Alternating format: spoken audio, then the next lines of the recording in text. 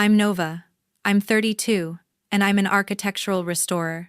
My job, my life, is finding broken things and making them whole again. I spent the last 5 years rebuilding my 1,920 seconds craftsman, board by board, nail by agonizing nail. I poured my life into those walls. I thought I'd finally built something they couldn't touch. I was wrong. I was at a family dinner, the first in months. The air was thick with things unsaid. The chandelier hummed. My father laughed, a sound like gravel, and said, "You'll sign the house over, won't you?" The fork slipped. Laughter rippled down the table tight, rehearsed, an echo of agreement. My mother's pearls clicked as she turned away, a silent verdict. The wine glass in my hand trembled, the red liquid shivering, threatening to spill. I set the glass down, slowly. No. The room froze, the hum of the light felt deafening. My father's jaw twitched. "So we'll sue," he said. Not a threat, a fact. This wasn't new. This terrible rhythm, his noise, my silence, it started when I was 8 years old. When does being the good daughter stop being about love and start being about obedience? If you've ever been the family cleanup crew, you know exactly what's coming. Hit subscribe. To understand the no that night, you have to understand the silence that came before it. My role was defined early. I was 8 years old. I was in my room, reading, when the sound of breaking glass split the afternoon quiet. A sharp crash from the living room, followed by Randy's short, barked laugh. Silence. I waited. No footsteps from my parents. No one called out. Just the silence, heavier now. I went out. The hallway carpet muffled my steps. Randy was already back on the sofa, controller in hand, eyes glued to the TV. On the floor, by the fireplace, one of my mother's favorite picture frames was in pieces. Glass everywhere. He didn't look up. "You got this, right? Cleanup crew." Cleanup crew. That was me. I went to the kitchen, got the dustpan and brush. I knelt on the hardwood, sweeping up the shards. The glass glittered in the afternoon light. I remember the smell of lemon polish from the table nearby and the tiny tink-tink-tink of the glass fragments hitting the plastic pan. I had to be careful, meticulous. I picked the last few splinters out of the carpet fibers with my fingers. Randy just turned the volume up on his game. When our parents came home, my mother just noted the frame was gone. "Must have misplaced it," she said. Randy said nothing. I said nothing. That was our rhythm. His noise, my silence. At 12, he crashed my bike. He'd taken it without asking, trying to jump a curb, and slammed it straight into a neighbor's mailbox. I found it later, tossed on the lawn. The front wheel was bent into a figure 8. The handlebars were twisted sideways. My father was furious. For about 10 minutes. The next afternoon, a gleaming new bike was parked in the driveway. For Randy, mine? It stayed at the curb. The metal rusted. The chain turned a dull, angry orange. I walked past it every day for months. I told myself it didn't matter. It was just a bike. It's fine. I can walk. It always mattered. At 16, I was the one fixing things. The kitchen sink had been dripping for months, a steady plink. Plink. Plink. That drove me crazy. I got my dad's old tools and wedged myself under the cabinet, the smell of mildew and damp wood filling my nose.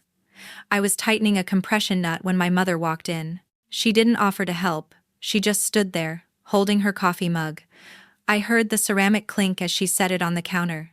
She watched me for a moment, my arm aching, grease on my cheek. "You know," she said, her voice casual, "you should have been born a boy. At least you'd be useful." The wrench slipped in my hand. I didn't say anything. I just tightened the nut until my knuckles turned white. The next morning, at the breakfast table, Randy grinned at me over his cereal. He'd heard, of course. He lifted his spoon and tapped it against the side of his bowl. Tap, tap, tap. Like applause. Like a joke only he and my mother understood. That sound, that little, tinny sound of his amusement. It used to echo in my head at night while I was trying to sleep. College was the final coat of paint on that dynamic. Randy failed 2 semesters of community college. My parents bought him a new car so he wouldn't lose motivation. I still remember the smell of the new leather interior when he drove me to the grocery store, acting like he'd earned it. I graduated a semester early, with honors, from the state university. I'd worked 2 jobs to do it. My graduation gift? A toolbox. A heavy, red, metal toolbox. My father set it on the kitchen table. "This suits you better than some desk job anyway," he said. Not a compliment. A classification. I wasn't a daughter, I was a utility. The cleanup crew, the one who fixes things, the one who endures the silence and sweeps up the glass.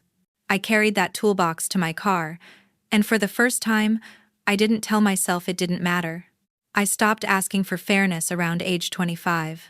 It wasn't a dramatic decision. It was more like setting down a heavy bag I'd been carrying for a decade.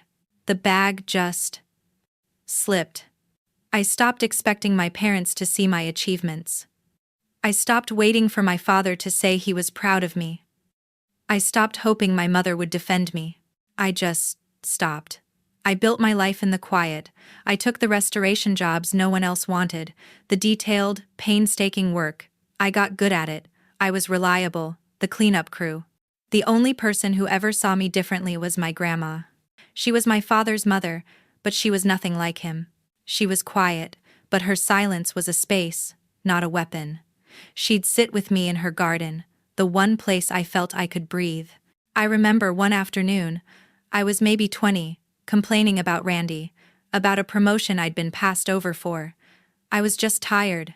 The sun was warm on my back, and the air smelled like damp earth and tomatoes. Grandma was weeding a bed of hydrangeas. Her hands, wrinkled and covered in soil, moved with a steady purpose. She didn't look at me. She just pointed with her trowel to a crack in the concrete walkway. A tiny, stubborn weed was pushing its way through, its leaves reaching for the sun. "You're like that," she said, her voice soft. "Your brother. He's like that." She pointed to a big, showy sunflower.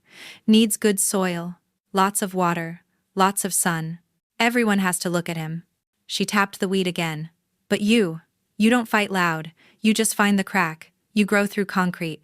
I didn't really understand it then. I just nodded. But I never forgot that afternoon. The smell of the tomatoes, the feeling of the sun, the sight of that tiny, green, stubborn thing. When she died, the reading of the will was predictable. It was held in a stuffy lawyer's office.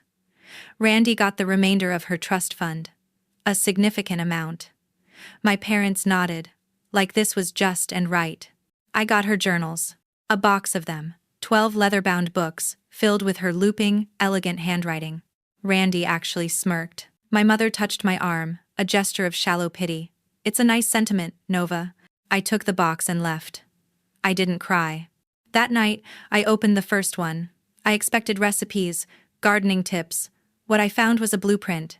She had documented her own life of rebuilding, fixing her first marriage, starting her own business.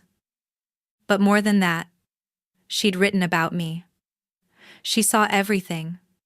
The bike, the toolbox, the useful comments. She hadn't just left me journals, she'd left me a manual.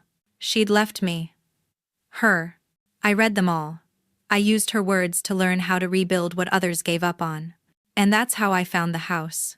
It was a 1,920 seconds craftsman, a few towns over. It was listed as a teardown. And it looked like it. The porch was collapsing. Half the roof shingles were gone. The listing photos showed water damage, caved-in plaster, rot. No one wanted to touch it. They saw a ruin. I stood on the sidewalk, my grandma's last journal in my bag, and I saw what she would have seen. Good bones, a solid foundation. I saw a crack in the concrete. I bought it for almost nothing. I drained my savings. I poured everything I had into it. Every check from every restoration job went straight to lumber, to wiring, to plaster. Every weekend, every evening, I was there. I taught myself plumbing from old manuals. I reframed the entire back wall. I patched the cracks in the foundation myself.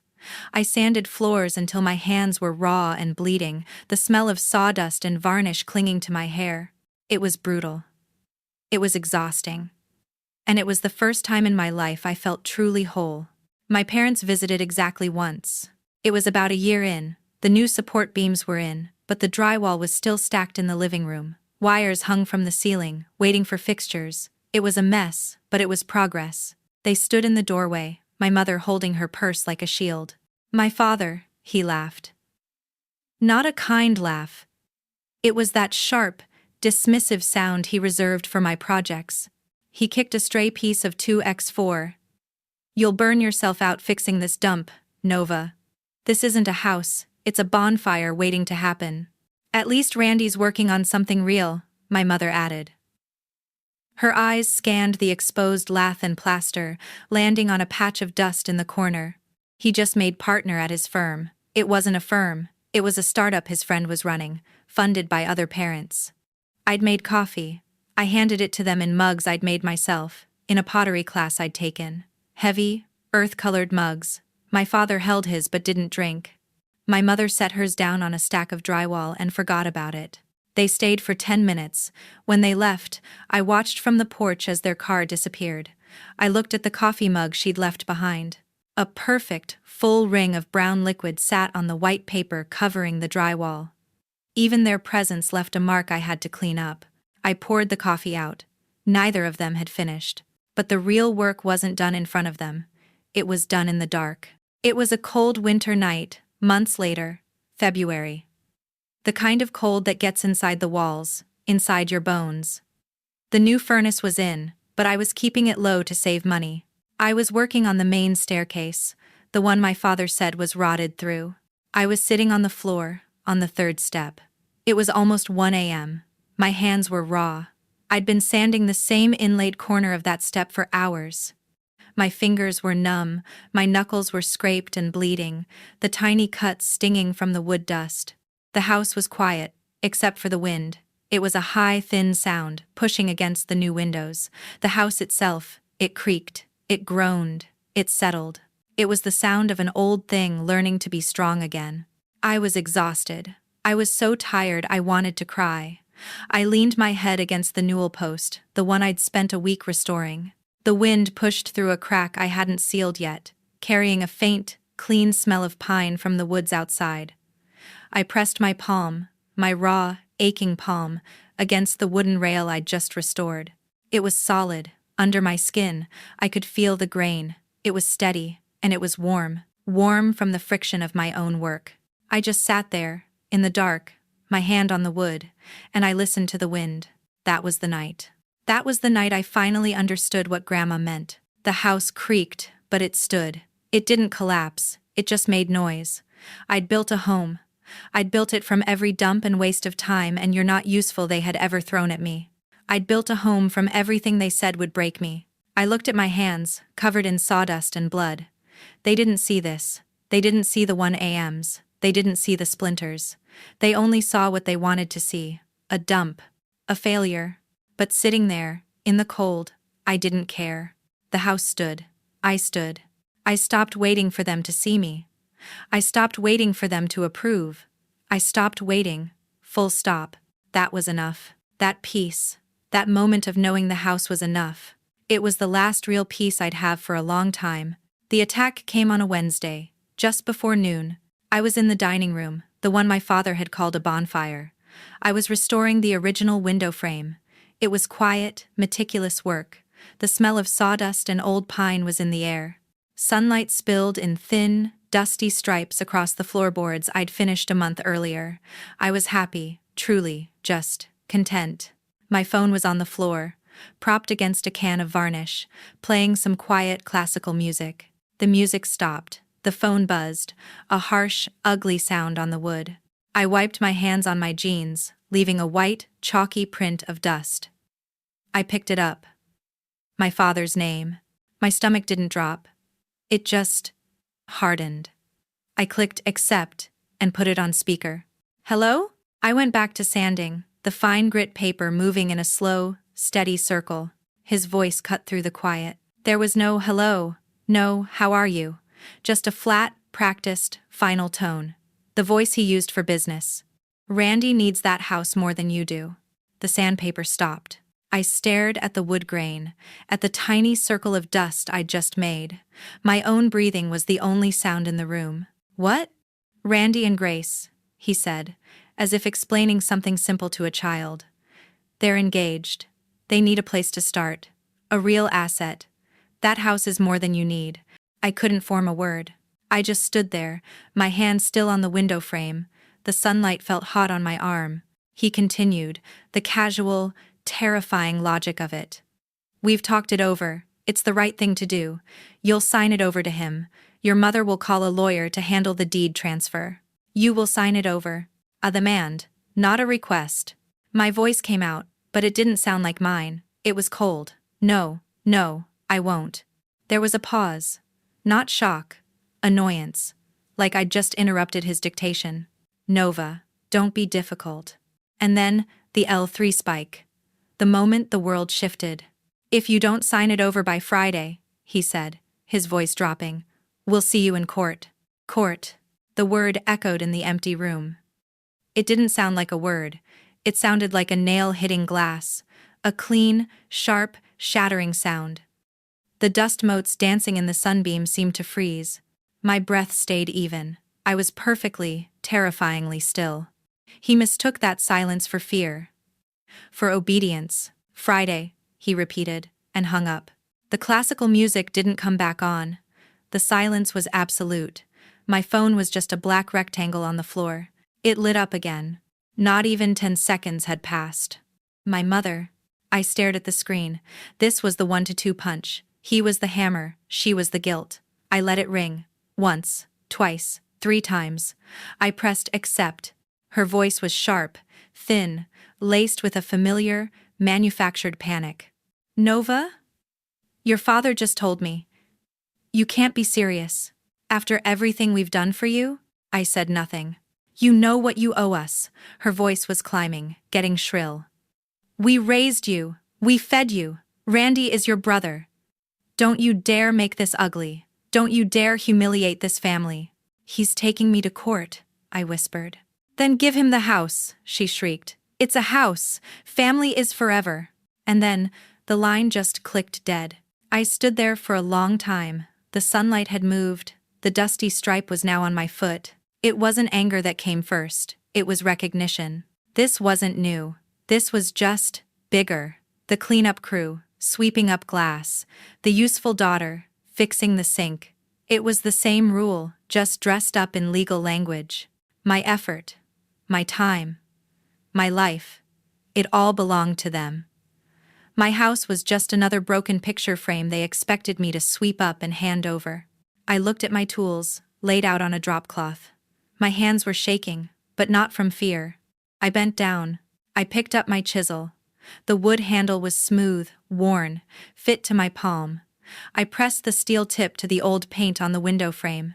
The wood gave way. Splinter by splinter. I finished sanding the window. I wiped the sawdust from my palms, went to the hook by the door, and took my keys.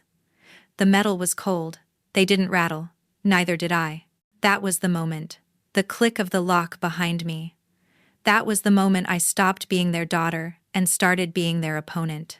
Julia's office was on the 17th floor. It didn't smell like a home. It smelled like paper and cold coffee, sterile, unbothered. The air was cool, the hum of the building's ventilation, a low, steady drone. I sat across from her, my hands flat on the folder I'd brought. The one I'd been keeping for 5 years without knowing why, the one that held the proof. Julia was all sharp angles, her suit, her haircut, her eyes. She skimmed through the papers in silence, her pen tapping a slow, quiet rhythm against the legal pad. Receipts for lumber, bank transfers for the new roof, before and after photos, dated and time-stamped, showing cracked plaster turning into smooth, finished walls. She got to the last page. She closed the folder. Then, she laughed. It wasn't a mean laugh. It was sharp, bright, and full of genuine, professional disbelief. They are threatening to sue you, she said, her voice clipped, for a property you own outright. She shook her head, smiling. Wow. I exhaled. A breath I felt like I'd been holding since I was 8 years old. It was the first time in my entire life someone had laughed with me, not at me. Julia leaned forward, the smile gone, replaced by strategy. Okay. They're bullies. And bullies are sloppy. Her tone wasn't pity. It was a plan. We let them strike first. Let them file. Let them put their ridiculous claim on paper. Then, she tapped my folder. We build the case, brick by brick. Your chain of evidence matters more than their outrage. That night, I started the quiet war. My house, 2 a.m. The only light was the blue glow of my laptop and the single bulb over the kitchen sink. The radiator hissed, its metal pipes ticking in the cold. I was cataloging. I created folders: mortgage, renovations, utilities, property taxes. I printed copies of everything, sliding them into brown manila envelopes. I lined them up on my dining room table like soldiers. I found the audio file on my phone from that afternoon. I relabeled it. Threat recording. Father. I saved it. I backed it up. Each click of the keyboard, each label printed, steadied me. I was cataloging not just evidence, but a life. My life. A week later, Julia called. They filed. Her voice didn't flinch. Neither did mine. Good, I said. Now we file back. I was in her office the next day. She handed me a pen. This is the counterclaim. I read the words: fraud, misappropriation, tax violation. They sounded heavy, clean, like glass breaking in the right direction. I signed my name. Proof of inheritance theft? She asked, not looking up. I passed her the second folder, the one I'd put together after reading Grandma's journals. Copies of the trust records, statements showing how the funds had disappeared. Timestamps that lined up perfectly with the year Randy bought his new car, the same year my parents remodeled their kitchen. Julia scanned the pages. She looked up, and for the first time, I saw that professional satisfaction, the kind that promises results. They left a trail, she said. They always do, I replied. The text started that night. Aunts, uncles, cousins. My phone buzzed, over and over, on the kitchen counter. You're making this worse, Nova. This isn't how we do things. Think of your parents' reputation. He's your brother. I read each one. I didn't reply. I didn't block them. I took a screenshot, saved it, archived the message. I moved each one by one, into a new folder on my laptop. I named it Noise. The dining room smelled of lemon polish and staged warmth. It was the smell of my childhood, the scent of pretending. Every chair was full, except the one at the end of the table, the one meant for me. Crystal glasses gleamed. Napkins were folded into perfect fans, the illusion of peace. I walked in. I hadn't come alone. Julia was at my side. Carlos, her associate, a step behind, carrying a sleek, hard-sided briefcase. The sound of my mother's fork clattering onto her plate broke the silence. Her eyes were already red, the mascara trembling at the edges, perfectly rehearsed. Nova, you came, she said, her voice brittle with that practiced sadness. We thought maybe. I'm not here for a scene, I interrupted. My tone didn't rise. It didn't need to. It was cold, and it was level. I'm here for closure. My father cleared his throat, the sound like a gavel. He was still trying to be the judge in this room. Good. Then let's discuss what you owe this family. Let's, Julia said, her voice even. She stepped forward and set a single, thin folder in front of him, right on his dinner plate. The sound of the paper against the fine china was sharper than any word. He opened it. His lips, pressed into a line of authority, began to thin as he read. His face, slowly, went pale. These are, he started. Financial records, Julia said, crisp as the new legal pad in front of her, and proof of misappropriated funds. Specifically, your daughter's inheritance, the trust fund you filed under your name. The room went completely still. I could hear the hum of the chandelier. Randy pushed back his chair, the legs scraping hard against the wood floor. He laughed, but the sound was cracked, dry. This is ridiculous. This is insane. You're twisting everything. I looked at him, really looked at him, for the first time that evening, not as my brother, as an opponent. This was the snap. The moment the cleanup crew put down the broom. You spent my trust fund, Randy, I said. My voice was quiet, but it cut through his noise. You bought a car. You helped them remodel the kitchen. And then you helped them try to take my house. That's not twisting. I paused. That's math. You can't prove he started, his voice rising. Carlos, silent until now, stepped forward. He slid a second envelope across the table. It was thicker. It landed in front of Randy like a verdict. "Bank transfers," Carlos said. "Every cent." Julia spoke, her voice calm, lethal. "You have 48 hours." My father looked up, his eyes wide. "What?"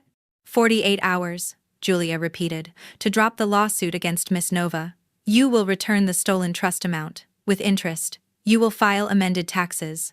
If you do not, and we will know, this," she tapped the folders, "goes federal." Chaos. My mother started sobbing.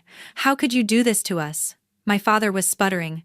"This is bluffing, this is—" But I wasn't watching them. I was watching Grace, Randy's fiancée. She had been silent, her face a mask. Now, she turned to Randy. Her voice was a bare whisper, but it sliced through the room. "Randy, is this true?" He didn't answer. He just stared at the envelope. He couldn't even look at her. "Is it true?" she asked again, louder. He wouldn't meet her eyes. And then, the L3 spike, the final, clean break. Grace stood up. She didn't cry. She didn't scream. She slowly, deliberately, pulled the engagement ring from her finger. The diamond, the one my trust fund had probably paid for, caught the light. She set it on the table. The small click it made on the polished wood was the loudest sound I had ever heard. It was louder than the picture frame breaking, louder than the shouting, louder than my mother's theatrical sobs. It was the sound of a life ending. Grace walked out of the room. I stood. The legs of my chair screeched softly as I pushed back. "I came to give you a chance," I said, my voice clear in the ringing silence. "Not forgiveness." I turned toward the door. Julia gathered the folders, her movements clinical, precise. Carlos closed his case. "Nova!" My father shouted my name. It was a command, an order to return, the voice he had used my entire life. I stopped in the doorway, but I didn't turn back. "This isn't revenge," I said, looking at the empty space Grace had left. "It's accountability." And then I walked out. 6 months later, the house is quiet again. It's not the heavy, waiting silence of before. It's a new silence. It's the sound of peace. The lawsuit ended, not with a bang, but with the scrape of a pen on a settlement form. The repayments have begun. The mail still comes, thick with envelopes, bank notices, official letters, escrow statements. But now, each one bears my name, and my name alone. There are no more threatening calls. No more texts in the noise folder. I heard, through a cousin who tried to apologize, that Randy and Grace are not together, that the federal tax investigation was thorough, that my parents sold the house I grew up in. I didn't feel joy. I didn't feel anything. It was just information. It was just the math, finally adding up. Their silence now is louder and more permanent than their threats ever were. I spend my mornings on the porch steps, the ones I rebuilt. I have coffee. I watch the light move across the floorboards in the living room, the ones I sanded until they were smooth as glass.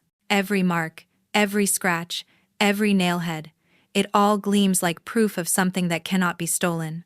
The only sounds are the steady drip of rain on the new porch roof and the smell of damp earth rising from the garden. The air is clean. One afternoon, Julia stopped by. She wasn't wearing a suit, just jeans and a soft gray cardigan. She didn't look like a lawyer, she looked like a friend. She handed me a final, simple envelope. "All settled," she said. "They signed everything. The wire transfer cleared this morning. It's over, Nova." I didn't open it right away. I set it on the kitchen counter, next to the pottery mugs I still use. We stood in the open doorway, just listening to the rain. The sound was soft, steady, washing the world clean. She didn't need to say, "Congratulations." I didn't need to say, "Thank you." We just stood there, breathing in the smell of the wet pine. Later that evening, after the rain had stopped, I walked through the garden. The soil was cool and dark beneath my feet. I thought about Grandma. I thought about her words, about the roots that break concrete just to find the light. Maybe she'd seen this coming. Maybe she'd known I'd have to grow alone to grow at all. I went inside. Through the window, the house glowed faintly against the gray twilight. Not the bright, brittle glow of a chandelier in a dining room, just a warm, lived-in, golden light. the kind that comes from safety. I ran my hand along the stair rail, the same one I'd once leaned on while crying over splinters and exhaustion. The wood was smooth. It was strong. My gaze fell on the old, brass keyring hanging by the door. The keys to my house. The keys to my life. I reached out, my fingers closing around the metal. It was warm from the last bit of sunlight. For the first time in my life, it didn't feel like weight. It didn't feel like a responsibility, or a burden, or a tool. It felt like proof. This was what survival sounded like. No applause, no cheers, no one finally saying, "I'm proud of you." Just the sound of rain softening against glass, and the quiet, solid knowledge of a thing you built with your own two hands. Justice doesn't always roar. Sometimes it's the quiet certainty that comes from knowing the truth. My family thought they could rewrite what I built. But they couldn't. Walls remember. Floors remember. I remember. Their silence is the karmic justice. My house is the record. Every nail, every scar, every repaired crack is my testimony.